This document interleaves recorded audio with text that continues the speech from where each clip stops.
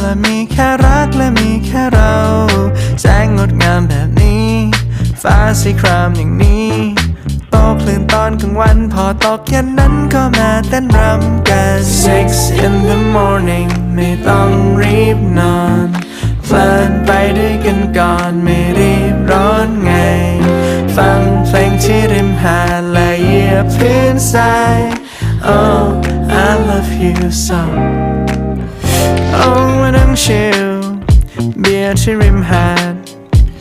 ทำไมชีวิตมันดีอย่างนี้หรือเพราะมีเธอข้างกันตัวเริ่มดำและหน้าเริ่มแดงหรือเพราะเราโดนแดดแรงแต่เราไม่แคร์ไม่สนเพราะเรานั้นมีความสุขมากล้น